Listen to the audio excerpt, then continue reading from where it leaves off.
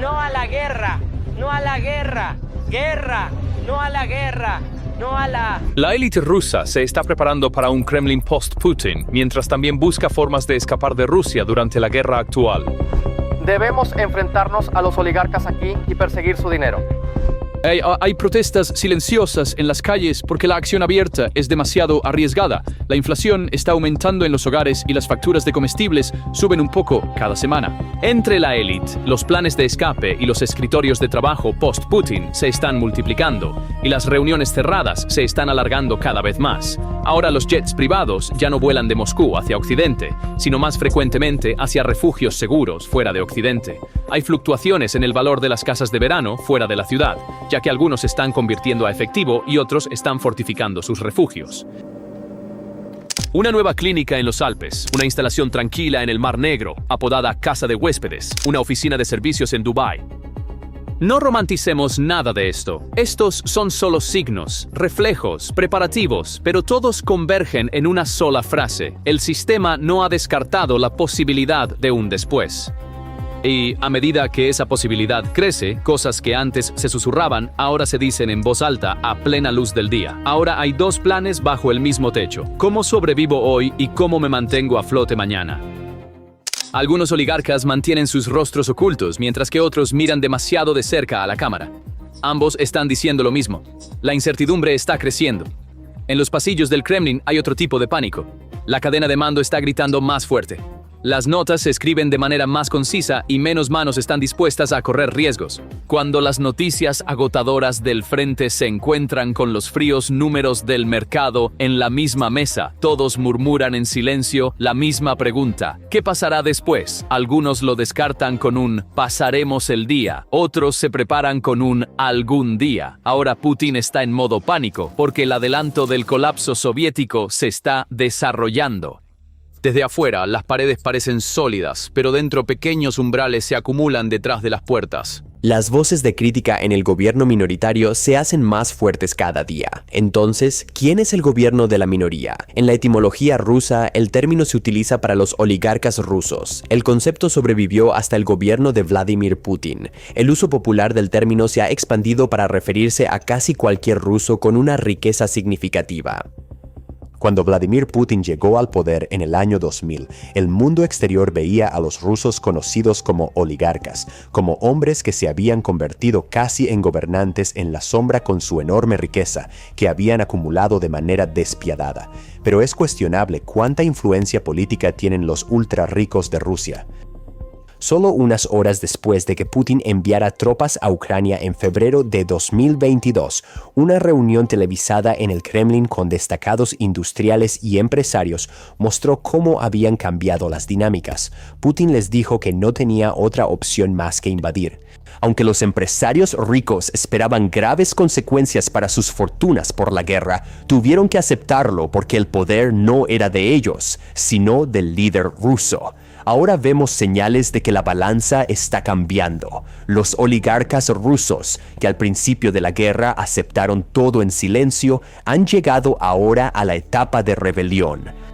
¿Por qué ha cambiado la actitud de los oligarcas rusos? La respuesta radica en el profundo impacto de la guerra en la economía rusa y los imprevistos reveses militares. La guerra debilitó gravemente la economía rusa y erosionó la riqueza de los oligarcas que fueron fundamentales en el apoyo al régimen de Putin. Una vez considerada inquebrantable, la economía rusa es ahora una fortaleza en ruinas. La guerra en Ucrania provocó esta transformación. El gasto militar se ha disparado y Putin necesita que miles de millones de dólares fluyan a sus arcas cada mes. Y para encontrar este dinero, el Kremlin ha puesto su mira en sus propios ricos, los oligarcas. Desde el inicio de la guerra, Putin ha acumulado más de 50.000 millones de dólares de este pequeño círculo. Un total de 102 activos privados han sido incautados. La ley de empresas estratégicas, acusaciones de corrupción, violaciones de privatización y cargos de gestión ineficaz han sido las excusas utilizadas por el Kremlin para incautar activos. ¿Mantendrá la estrategia de saqueo interno del Kremlin a Rusia a flote o la derrumbará desde dentro? El colapso de la Unión Soviética generó esperanzas de que Rusia pudiera transformarse en una economía de libre mercado abierta e integrada en la economía global. Pero la corrupción generalizada, la agitación económica y el crimen en la década de 1990 minaron la confianza en el capitalismo democrático.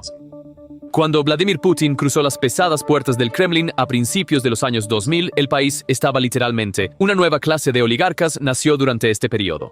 Oleg Deripaska, Boris Berezovsky, Vladimir Gusinsky, Mikhail Khodorkovsky. Estos individuos que tenían influencia no solo en el mundo de los negocios, sino también en los más altos escalones de la política, estaban expandiendo sus imperios económicos mientras acumulaban poder mediático y financiero capaz de instalar y derrocar gobiernos. Jets privados, mansiones en Londres y la Costa Azul, cuentas de $1.000 millones en bancos internacionales y, lo más importante, tenían una profunda red de influencia que se extendía desde el Parlamento hasta los ministerios. El presidente sentado en el Kremlin representaba al Estado como lo requería el protocolo, pero eran unos pocos hombres ricos detrás de escena quienes determinaban el destino del país. Las instituciones estatales estaban gobernadas por leyes moldeadas por los intereses de los oligarcas y la lealtad política se compraba con dinero. Este fue el telón de fondo contra el cual Putin entró en escena. Cuando asumió la presidencia en el año 2000, su primer mensaje fue claro. El Estado volverá a ser un Estado, advirtió a los oligarcas. Manténganse fuera de la política. Sí. Ocúpense de sus propios asuntos. Esto creó un acuerdo silencioso de corta duración entre las partes. Además de los individuos poderosos, también estamos presenciando una disminución en el apoyo al líder ruso entre los ciudadanos rusos. Una encuesta en mayo mostró que el 72% de los jóvenes adultos rusos no confían en ningún medio de comunicación del país para proporcionar información imparcial y factual. Un número significativo ahora depende de las redes sociales para las noticias, reduciendo la efectividad de la propaganda gubernamental. A medida que la confianza en Putin disminuye, también lo hace su imagen como líder incuestionable. La combinación de dificultades económicas, reveses militares y creciente malestar interno está creando una tormenta perfecta que amenaza con derrocar su régimen.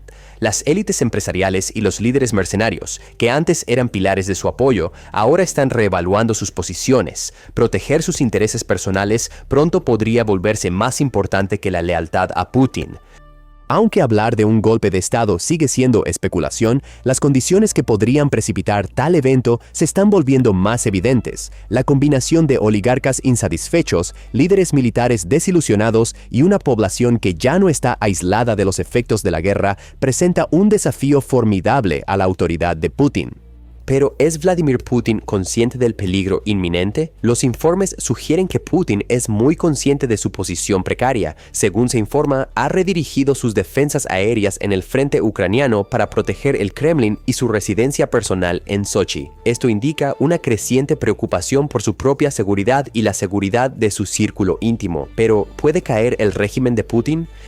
Para dictaduras personales como el régimen de Putin, la mayor amenaza a menudo proviene del propio régimen. Cuanto menos democrático es un régimen, menos personas tiene el dictador en quien confiar para mantenerse en el poder. La otra cara de esto es que Putin podría caer si pierde el apoyo de quizás solo unas pocas centenas de personas. No puedo ver el futuro, pero dado todo lo que sabemos sobre cómo funciona el régimen ruso y la historia de la caída de los tiranos, la verdadera amenaza no proviene de las masas en la calle, sino de aquellos más cercanos a él.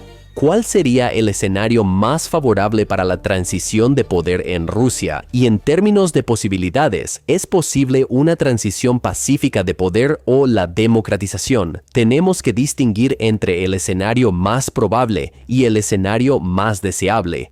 Las mayores posibilidades de crear una democracia sostenible se logran derrocando a los dictadores mediante métodos no violentos. Cuanta más violencia se use, menos probable es que no solo derroques al dictador, sino que también lleves al país a la democracia. Por lo tanto, el mejor escenario es que Putin sea derrocado a través de protestas no violentas. Las revueltas no violentas, si tienen éxito, son casi 10 veces más propensas a llevar a la democracia que las revueltas violentas. Las razones para esto son variadas y una de ellas es la legitimidad. Derrocar un régimen autoritario por medios no violentos requiere la participación de una parte significativa de la población. Cuando el antiguo régimen cae, el nuevo régimen tiene el mandato popular para actuar de manera diferente. El escenario más probable, en nuestra opinión, es que las élites del palacio o los hombres armados decidan derrocar a Putin porque creen que al hacerlo pueden ganar más poder o riqueza. Sin embargo, este escenario no garantiza que Rusia transicione a una democracia. Es igualmente fácil imaginar una situación donde otro dictador llegue al poder.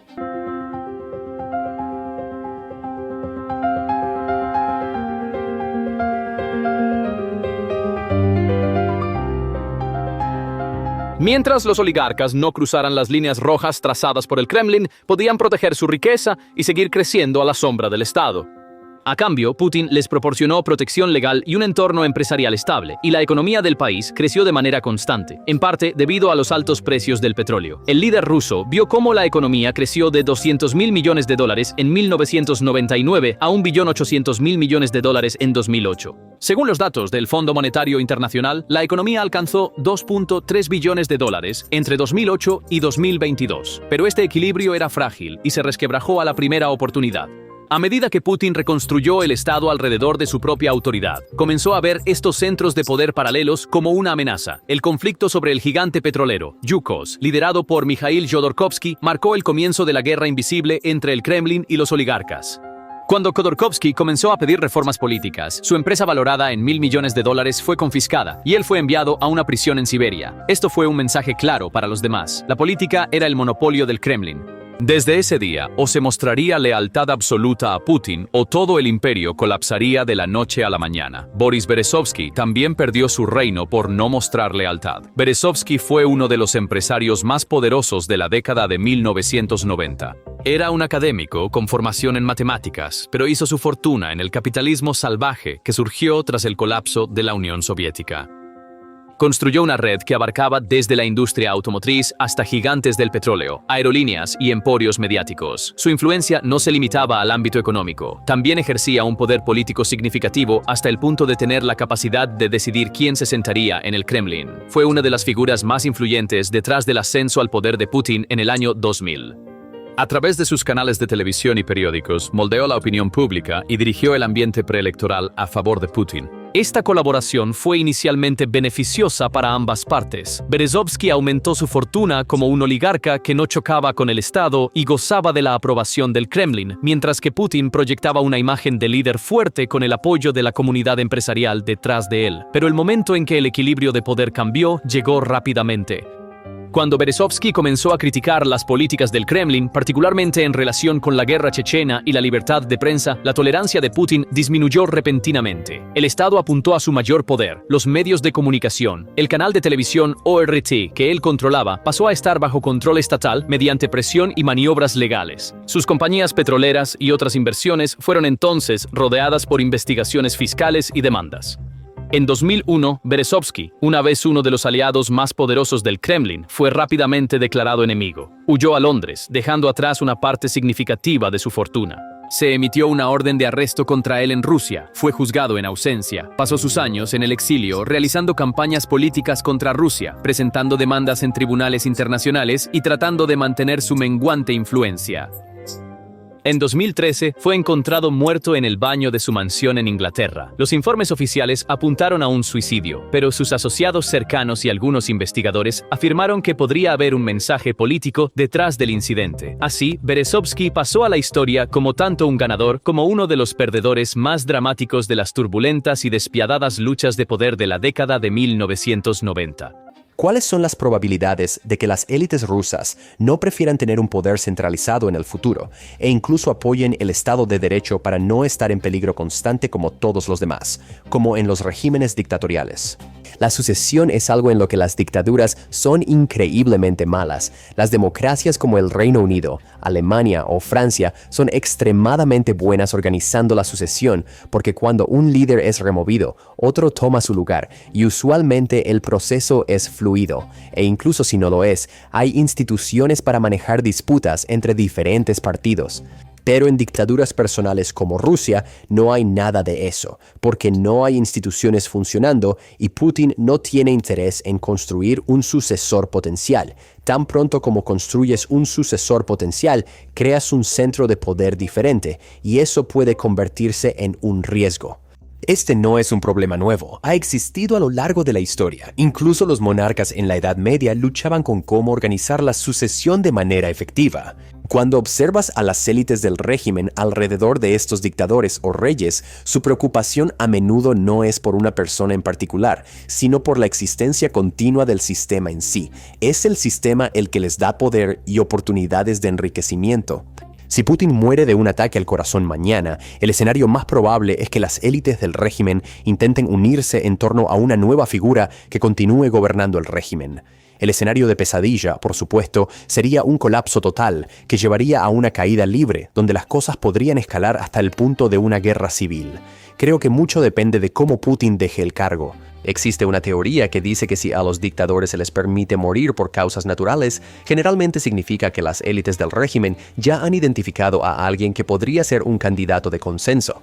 Esto se debe a que si no tienen a una persona así en mente, tienen un fuerte incentivo para actuar contra el dictador tan pronto como muestre signos de debilidad. Vemos este mecanismo funcionando una y otra vez a lo largo de la historia. El mayor riesgo para Putin en este momento proviene de los hombres armados. La propaganda puede convencer a muchas personas de muchas cosas, pero si los ucranianos toman la delantera y empujan al ejército ruso hacia atrás, puedo imaginar un escenario en el que los hombres armados se den cuenta de que toda esta lucha y matanza ha sido en vano. En ese caso, Putin podría ser depuesto por sus propios soldados o mercenarios. Ya hemos visto periodos de inestabilidad. La marcha de Wagner sobre Moscú parecía muy improbable hasta que sucedió. Entonces, los eventos imprevistos ocurren todo el tiempo, y estas cosas son increíblemente difíciles de predecir.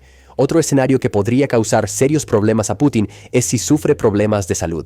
Los dictadores a menudo hacen grandes esfuerzos para ocultar sus problemas de salud, no solo al público, sino también a la élite del palacio. La razón es simple. Las expectativas importan. Si eres una de las personas que mantienen a Putin en el poder, no solo te interesa lo que sucede hoy, también piensas en lo que ocurrirá mañana o dentro de un año. Por ejemplo, si resulta que Putin va a tener cáncer y se hace de conocimiento público, algunas personas a su alrededor pueden decidir que apoyarlo ya no vale la pena el riesgo. Podrían entonces optar por apoyar a otra persona.